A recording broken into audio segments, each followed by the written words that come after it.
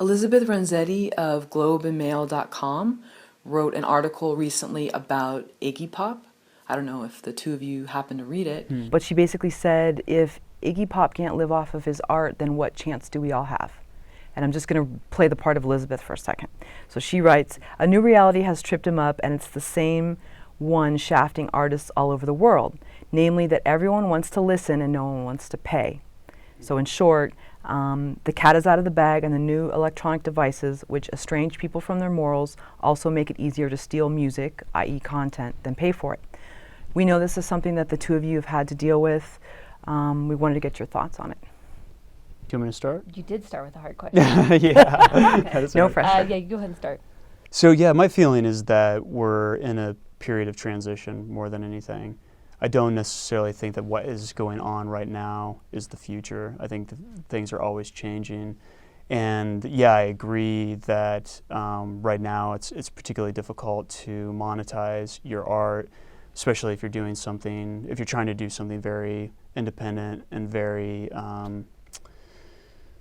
outside of the system. But I don't necessarily think this, that people, I guess I feel like a monetized solution is coming, and I think we're slowly going to enter into a period where artists really find their niche and figure out how to survive. I think right now a lot of people are still thinking about the heyday of the last 20 years, where DVDs and ancillary markets were like a big thing, and the industry as a whole is still kind of clinging to the money that they were making on that market. But I don't necessarily think, and I think it just hurts particularly hard right now. Same thing with the music industry. It hurts right now because we're just going through this transition. But I guess optimistically, I think it's going to kind of work its way out. Yeah. I think it's two things. I think it's ease of access and the whole piracy idea or movement has happened out of a reaction to ease of access and things being really overpriced. I think that when I was a teenager, I spent all my babysitting money on CDs that cost $15, $18, and I might only like one song on the album, but then you've just shelled out $18, and so I think it's same with the cost of DVDs and Blu-rays, and people just keep trying really hard to keep locking up territories and making region-coded discs and ultraviolet this and this digital rights management. And the longer that Hollywood and the record industries keep trying to push people out and charge them a lot, the angrier they get. And there's got to be a happy medium at some point, and hopefully there will be, whether it's a BitTorrent bundle or that with a pay gate, or just something that's eliminates the barrier of access and also eliminates the overpriced nature of how things are. So that's my hope, is what's happening. So this article that Elizabeth Renzetti wrote said that Iggy Pop mentioned that if he had to live off of his royalties, he would have to 10 bar between sets, basically. Mm-hmm. Knowing that, you're still making films, even if you knew you had to take side jobs, doing commercials, music, things like that, you assisting him or you doing your own projects. Is that something that you're willing to succumb to make something that you're so passionate that you're willing to spend so much time on? I mean, fortunately for us, we've never had the opportunity to put golden handcuffs on ourselves. We live extremely simply and frugally, and so that's never, I think it's much harder for guys to fall down the money tree than want to climb up it, if that makes sense. Like a guy like Iggy Pop, and I don't know him personally, don't know his lifestyle, but I can only guess, came with a nice car and house and all of these things, and so it's a lot harder to adjust to giving that up than it would be to adjust to the idea that this may never be lucrative on a broader level. And I'm always going to be behind whatever leaps out of Jamin's heart and mind. So whatever that takes. Very nice of you. Oh, thanks. No, but it's true, and I guess the point is not to make our goal, I guess, has never been to make money. And we do have to do all those things. We do take we do take commercial work, we do take side jobs, and I think that's We're terrible bartenders. we are. Yes, Jamin just got fired from the movie theater. Yeah, that's right. But I think that's the fame and money should not ultimately be the goal of doing this, and it's really not for us. So I think that's Yeah. okay. Yeah, and I think in a way it's kind of good. I mean, I think I don't think struggling has ever been a bad thing for artists.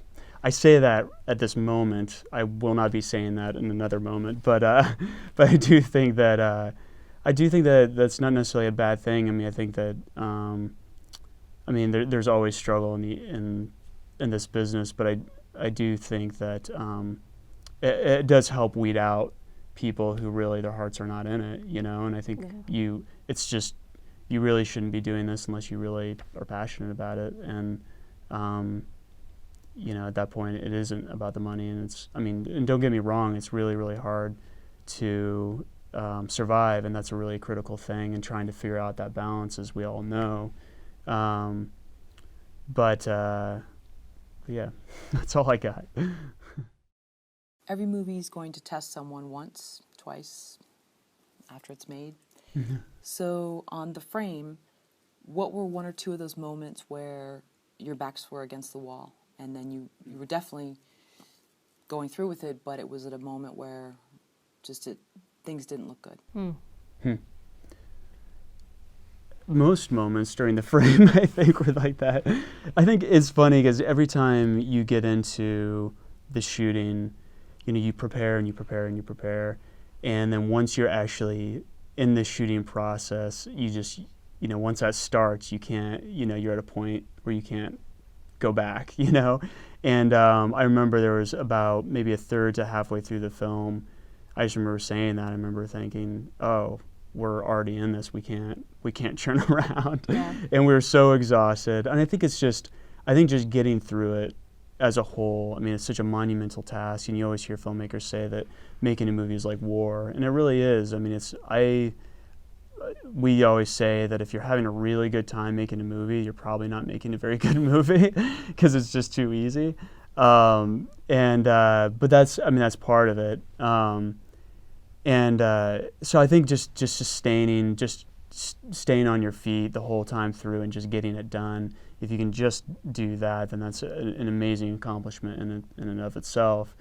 But as far as like specific moments, there was a few, I guess. I think we had, so we did about 11 weeks of filming on The Frame. It was 55 days. And there was a period at the very midpoint of the shoot, we had done 3 weeks of night shoots. And as you'll see if you watch the movie, there's like tractor trailer and cop car chases.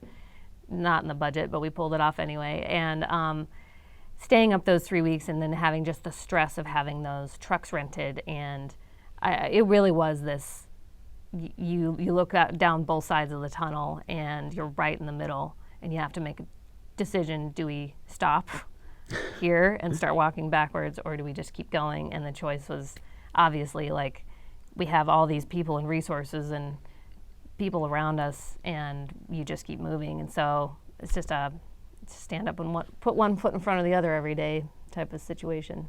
But we made it. Can you give specifics of what maybe occurred? Was it, probably putting a credit card as a deposit for these trucks, and Right. if there's a damage or whatever, you're liable. So what was going on? Just dumb faith, I suppose. Blind, dumb luck, faith. No, it was... She looked like a janitor for I did. a few I weeks. had so many keys. I had the keys to 3 semi-trucks, Winnebago, like 4 picture cars. It was like no transpo department, of course. And so had we wrecked any one of those things, our lives would have been over. So not let alone shut down the production. But those are the risks that you take. We have a magnet on our refrigerator that says leap and the net will appear. And that's all you can think in a moment like that is, I've just got to throw myself off the roof here, and hopefully somebody catches me when I fall, and it worked out. So you just kind of have the, I guess, just... We were really lucky hoping. in that we had a really, really good crew. It was the best crew that we've ever worked with, and that was sort of our net, everybody just, just kind of kept us energized and just kept going. Even though we, as every film that you make, you just take on way too much yourself, and you always wish you hadn't done that. But I mean, our crew was just constantly just kind of keeping us energized and keeping us optimistic, and I think that's mainly how we got through it. Yeah, well, it's just the thrill, I guess, of having gotten that far. It's already so hard to write a script, raise money, get everybody there. That's the last time to sit down and fail. You have to, you have to keep going, and Right. And there was truly never any option to quit. There really that's never crossed our minds ever. It's just if there was a moment that was kind of that like, which direction do we go moment, it was probably in the middle of those night shoots. Jamin, we have a quote from you Uh-oh. that one of Oh, our, boy. our people dug up. No, I'm just kidding. One of our people. From an article that Jason Heller from Westward right. wrote. Yeah. And you say, I think the tendency in filmmaking is to always do something bigger. Our trajectory is to always do something better. So how is the frame better than ink? Man. That's a good question. I think with the frame and ink, I try to, with every film that we make, I think the tendency is to disparage the last film that you made and be like, oh, this one's so much better. I am unquestionably more proud of this film than I am of ink, though I think it's a more challenging film for audiences than I think ink is. And I think it's just a combination of a lot of things. I think we've just gotten to be better filmmakers. I think over the years I've gotten to, at least I like to think I've gotten to be a better writer. And I think that's probably one of the most important things is just really knowing how to write, and that takes a long time to, it's a tough skill to acquire, and just over the years I think I've gotten better at it. The performances in the frame are outstanding.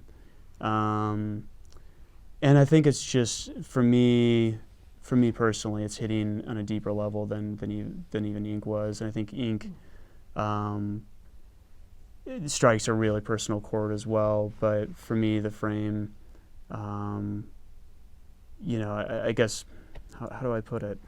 It's just hitting things that I've spent a lot of my life thinking about, and I guess I'm just really proud to have put that on screen in a way that I think is successful, and it's exactly what I wanted it to be. And I think at the end of the day, if you've just put on screen what you intended to put on screen, then you're succeeding, And it's so much less about how much of the audience likes the film, and more are you realizing your vision on screen. And to me, that's what the frame is. Kiowa? All of those things, and it's not a romantic comedy. It sounds really funny and fun. Right. It's not green From card. what he, So I think we just, getting through ink, as you guys know, I've talked with you about it before. It was really hard, but I will always be extremely proud of that movie, and will always love that movie. But Jamin, I feel, really dug deep on a writing level. And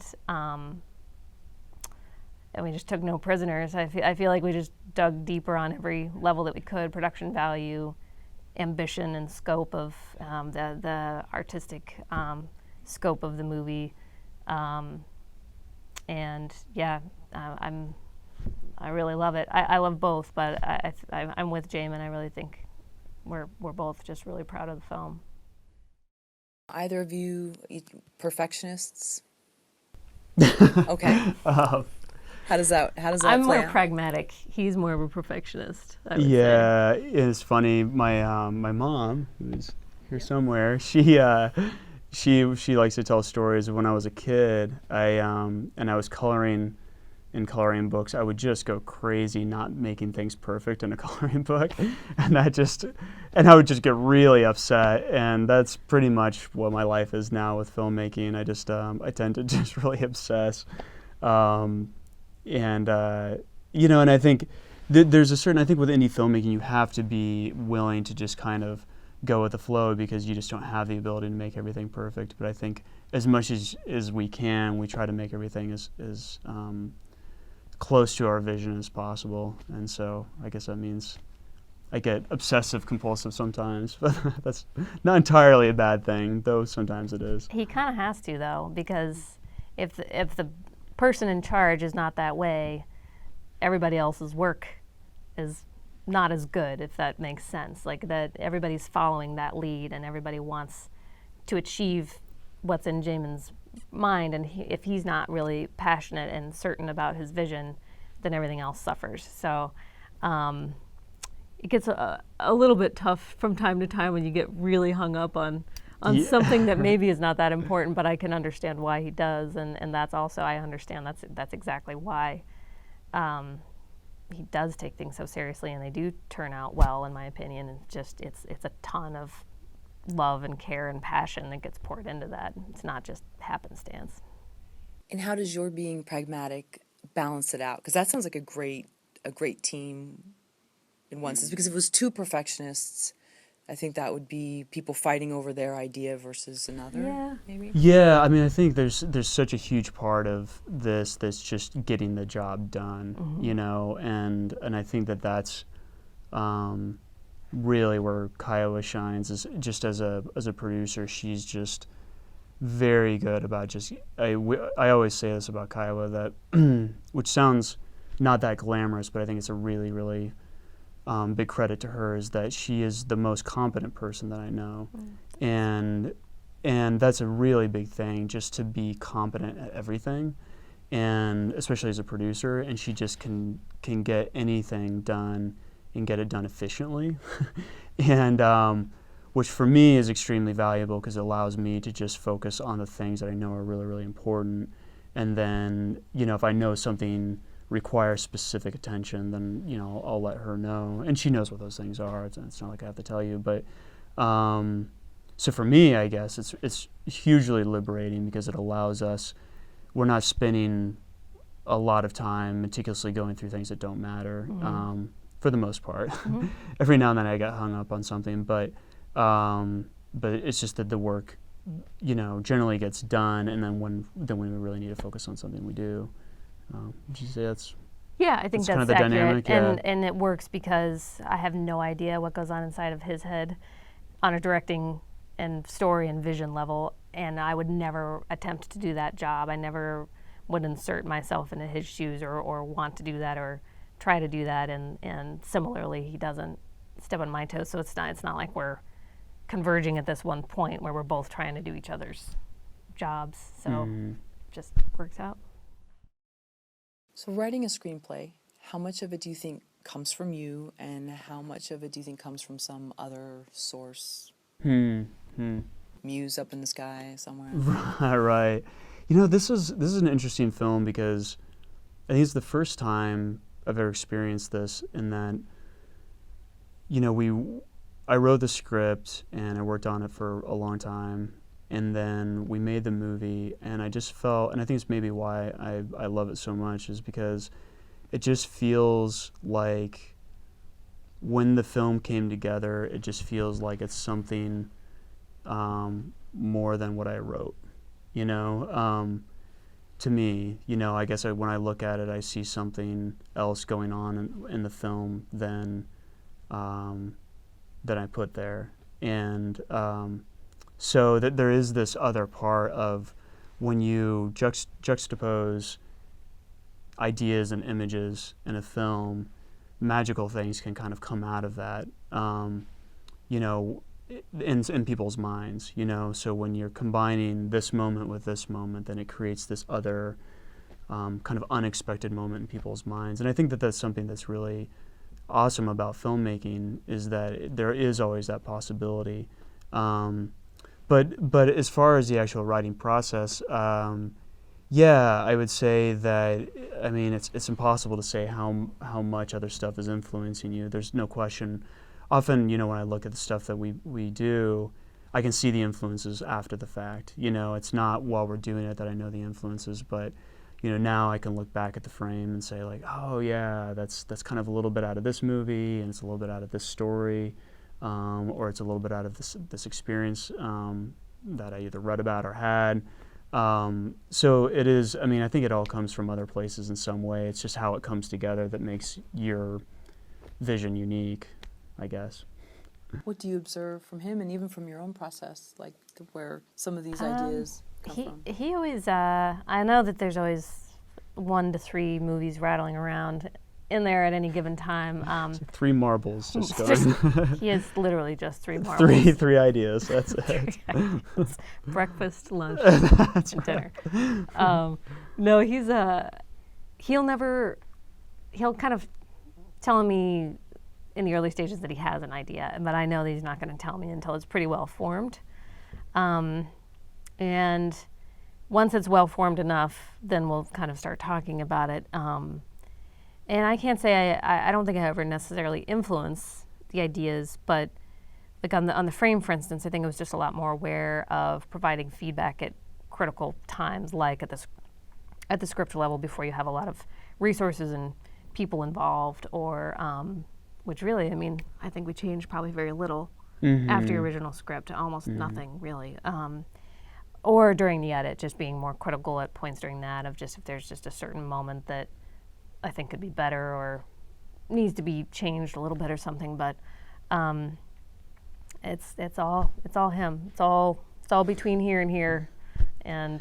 Well, and that's something that, I mean, that has been a big thing that's changed between ink and the frame, is I would say that, you know, over the years, you've just gotten better and better at giving me really good feedback. And, I mean, the script did change some. I mean, I think that, and just in the post-production process, I just think that it's been really nice because Kiowa's just gotten more and more, I think, film savvy over the years, and has just been able to be a really good sounding board for me, just to know if something's working or not.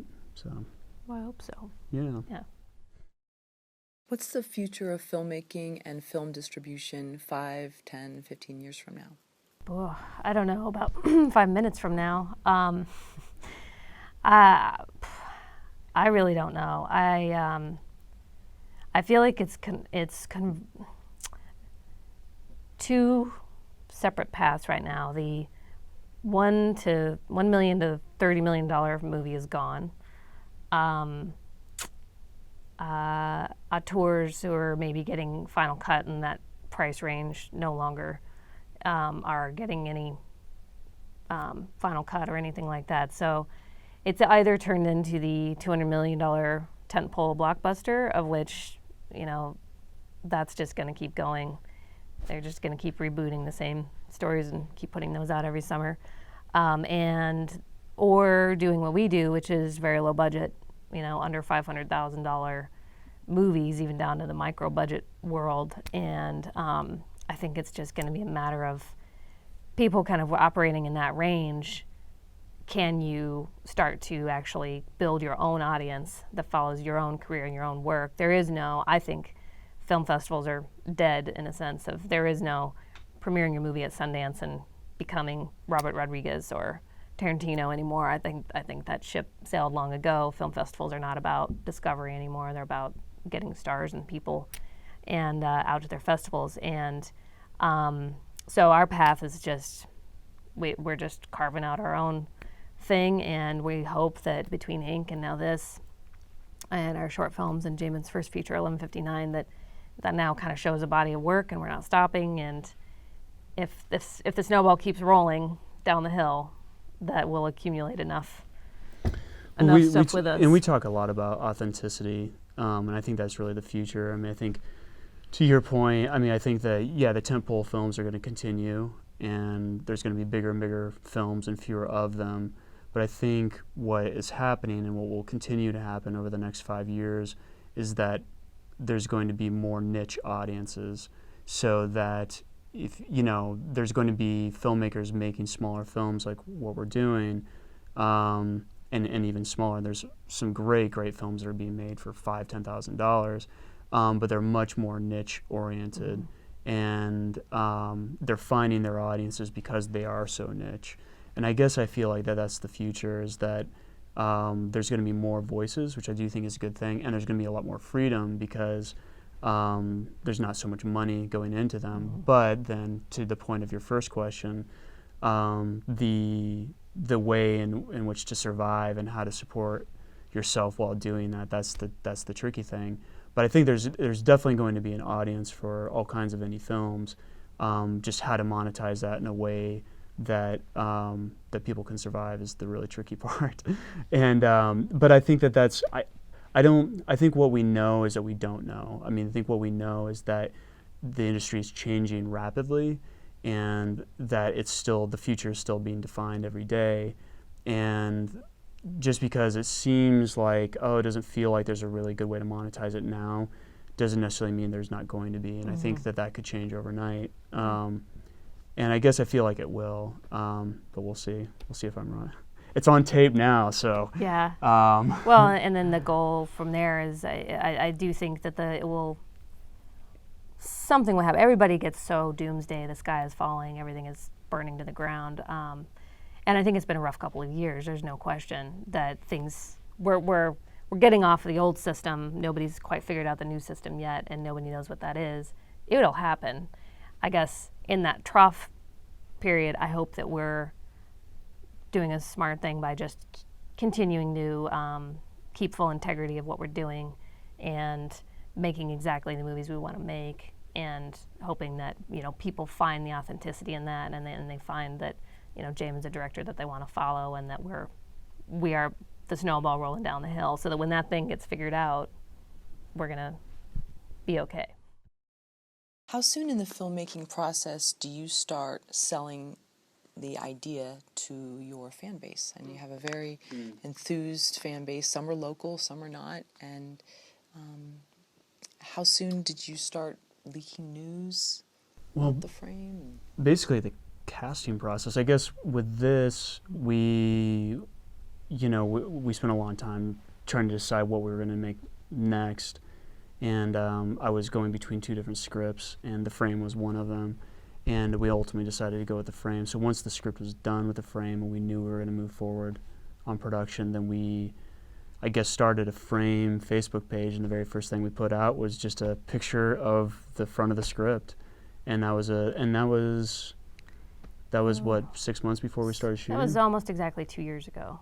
Yeah. Yeah. So yeah, production was last summer, April to late June 2013, and then it's been a year of post-production, and we literally finished the movie about 2 weeks ago.